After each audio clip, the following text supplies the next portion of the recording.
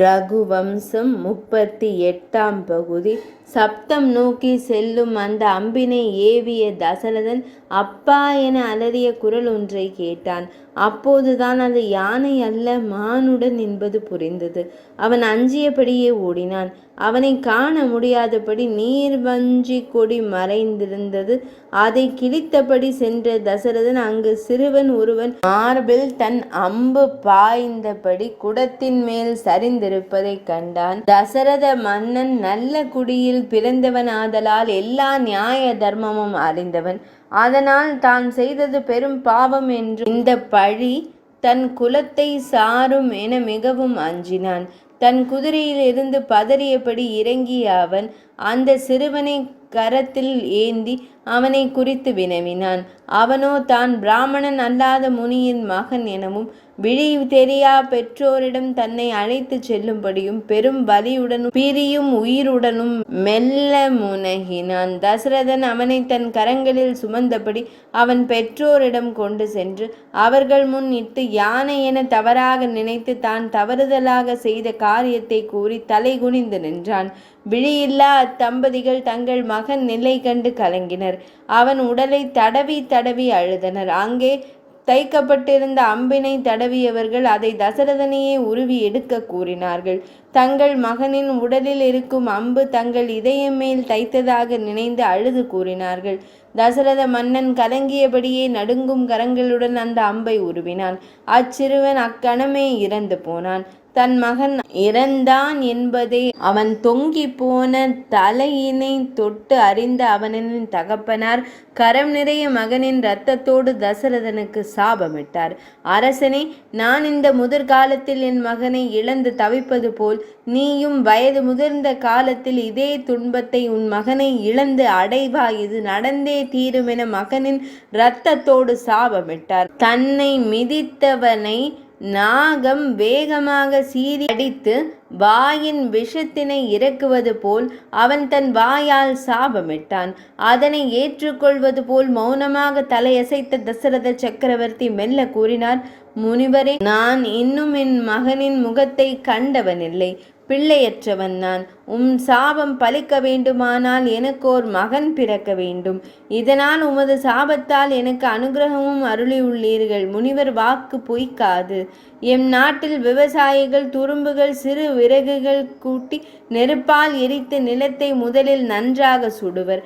அதன் பின் உழுது விதைகளை விதைப்பார்கள்.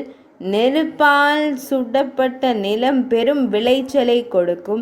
நெருப்பால் வதைப்படும் நிலம் பின்னர் நல்ல விளைச்சலை கொடுப்பது போல் உங்களின் சாபம் எனக்கு பலிக்கு பின் மிகுந்த நன்மையையே தரும். நான் செய்தது பெரும் குற்றம். இங்கு நான் அரசனல்ல, குற்றவாளி. எனக்கு தீர்ப்பிடும் இடத்தில் நீங்களே இருக்கின்றீர்கள். இப்போது நான் என்ன செய்ய வேண்டும் என நீங்கள்தான் கூற வேண்டும்.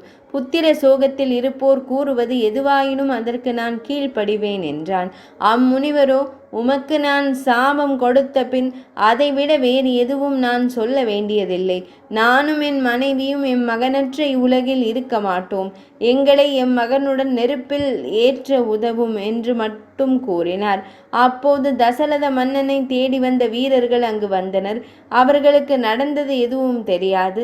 தசரதனும் கூறவில்லை, முனிவரும் கூறவில்லை. தசரதன் முனிவர் வேண்டிய சிதையினை செய்ய வீரர்களுக்கு கட்டளையிட்டான். அவர்கள் விறகுகளை குவித்து சிதை செய்தார்கள். மகனை எரிக்கும் நெருப்பில் முனிவன் தன் மனைவியோடு முனிவர் ஏறி நெருப்பில் கரைந்தார். தசரத மன்னன் எரியும் நெருப்பை கண்டு கொண்டே இருந்தான். அது சிதையில் மூவரையும் எரித்து முடித்த பின் அவன் நெஞ்சில் குடிகொண்டது. தான் பெற்ற சாபத்திற்கு தான் ஒன்றே சாட்சியான தசரதன் யாரிடமும் எதுவும் கூறாமல் நகருக்கு திரும்பினான்.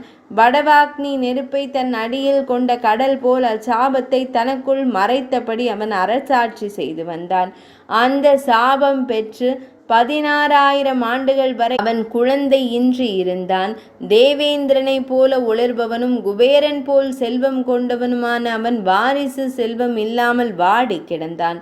ஒவ்வொரு மனிதனும் தேவர்கடன், ரிஷிக்கடன், பித்ருக்கடன் எனும் மூவகை கடனோடு பிறக்கிறார்கள். தேவர்களுக்கான கடனை யாகங்களாலும், ரிஷிகளுக்கான கடனை பணிவிடைகள், பூஜைகளாலும் தீர்க்க வேண்டும். அப்படியே பித்ருக்கடன் எனும் முன்னோர் கடனை சரியாக செய்ய தனக்கு பின் ஒரு வாரிசு அவனுக்கு இருக்க வேண்டும். முதல் 2 கடன்களை சரியாக தீர்த்து வந்த தசரத மன்னன் பித்ருக்கடனை தீர்க்க ஒரு வாரிசு இல்லையே என கலங்கி நின்றான். அவன் நிலையறிந்த முனிவர் சிலர் அவனுக்கு ஆலோசனை கூறினார்கள். மன்னா, ஒரு காரியம் நடக்க வேண்டி ஒரு காரியம் தாமதிக்கும், இது நியதி. திருப்பார்கடலிற்குள் ரத்தினங்களும் பெரும் செல்வமும் இருந்தது. ஆனால் அக்கடல் கடையப்படும் வரை அவை இருந்தது யாருக்கும் தெரியாது. அம்மலை கடையப்படும் காரியம் நடந்த பின்பே அச்செல்வங்கள் வெளிவந்த காரியமும் நடந்தது. அக்கடல் கடையப்பட வேண்டும் எனும் காரணமே அங்கு காரியமாயிற்று. அவ்வாறே பெரும் யாகம் ஒன்று நடக்க வேண்டும், அதன் பின்பே மன்னனுக்கு வாரிசு வர வேண்டும் என்பதும் விதிக்கப்பட்டது. பெரிய யாகத்தை மன்னன் செய்யும்படியே வாரிசு இன்னும் வெளிவராத காரியமும் தொடர்கின்றது என்றார். 38ஆம் பகுதி இனிதே நிறைவடைந்தது.